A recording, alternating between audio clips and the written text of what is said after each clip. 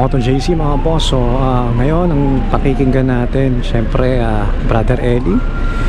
Napakagandang aral to, no? So napapanahon din to kung paano makaiwas ang tao sa paninigarilyo, pagdodroga o kahit ano pang bisyo yan, no? Kasi sa panahon ngayon laganap na yan, no? So paano makakaiwas sa mga ganyang klaseng bisyo? So tara, pakinggan natin mga boss.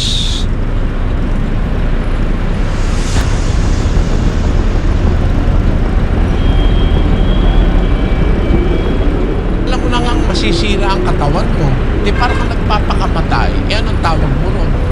Ayun. Maganda to, maganda to. Hindi mahirap alisin. Yung iba sinasabi mahirap alisin.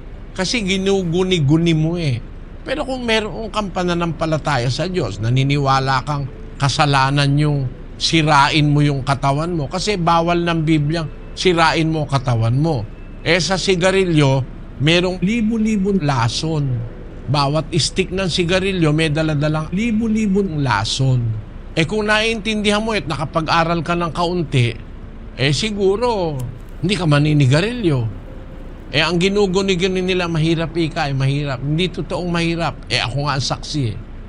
Nung maintindihan ko, yung aking lighter na sipo, nung araw, ang lighter na magaganda, yung sipo, yung pangsindi ng sigarilyo, no? Yung lighter ko nga, gold-plated pa eh. Nung maintindihan kong masama, yung huling-huling kahan ng sigarilyo, at saka yung Zippo lighter ko, itinapon ko doon sa tulay ng Quiapo, yung Quezon Bridge, no?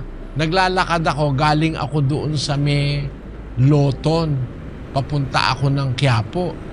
Naisip ko yung aral na napakinggan ko, masama pala ako yung sigarilyo.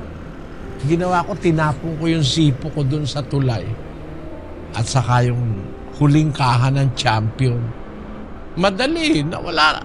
Kumo dahil sa pananampalataya, kahit nakakakita ako na naninigarilyo, parang gusto ko, alam ko masama masisira ang katawan mo. Bawal ng mga doktor, bawal ng siyentipiko. Tapos bawal pa ng Diyos. Sino pa gusto mo magbawal para ka sumunod? Yung mga ibang sinasabi, mahirap daw alisin. Kung may pananampalataya ka, maiiwan mo talaga yung sigarilyo na yan. Ngayon nga, pag nakaamoy ako sigarilyo, iinis ako Tamo, kasi sa mga public places, bawal manigarilyo. Kasi nakaka-apekto rin doon sa hindi naninigarilyo Kung ba, mahal nyo, pamilya nyo, huwag kayo manigarilyo sa bahay nyo. O huwag ka na talagang manigarilyo kasi makaka-apekto yung second-hand smoking. Alam mo na ngang masisira ang katawan mo. Maninigarilyo ka pa. Di parang kang nagpapakamatay. Anong tawag mo ron? Walang pagmamalasakit sa sarili at saka sa kapwa. Kaya, ang isang Kristiyano na nakakaintindi ng aral ng Diyos, hindi ka mahihirapang iwan yung bisyo. Hindi ka naman ipinanganak na may isang kaha ka na agad na Philip Morris. Wala naman Hindi naman pagkalabas mo sa bahay, bata meron ka na agad bit na tanduay. Wala nun.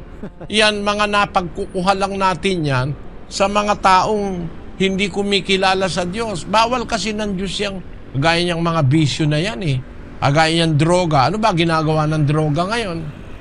Di ba sirain ang ulo mo? Di ba nasisira ang ulo? Scientifically, nagkakaroon ng damage sa brain.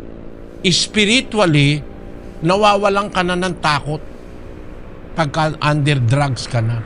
Di ka na takot mamatay, di ka na takot pumatay, wala ka ng pagkilala sa magulang, pati sa bahal mo sa buhay. Biro mo yung isang drug addict, naka-drugs, yung anak niya iyak ng iyak. Ang ginawa, binuhat yung anak, inilagay doon sa kumukulong sinaing.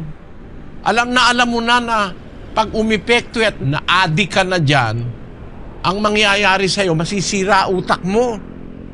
Dahil lang doon sa pleasure nun laman parang high, masarap daw ang pakiramdam. Kahit ano pang sarap yun, hindi ko maatim na ang anak ko, ilagay ko sa kumukulong sinaing. Na pag ayaw kang bigyan ng pera, pati nanay mo, papatayin mo, pati tatay mo. Mga miyembro sa iglesia ngayon, dating drug addicts. Pero nung makakilala sa Diyos, tumigil. Completely tumigil. Ngayon, matitinong tao, mabubuting asawa at mabubuting magulang sa kanilang mga anak. Kasi kung sumasampalataya ka, hindi napakahirap alisin yung bisyo. Gamitin mo lang ang utak mo at yung takot mo sa Diyos. Ba't ka magda-drugs? Ano ang gagawin buti sa'yo? Alam na alam mo na yung mga nagda-drugs nawawala sa sarili. Tumatalon sa building dahil akala niya, pakiramdam niya, siya si Superman o kaya si Spiderman. Tumalon, katosim palapag. O ano nangyari sa'yo, di ba?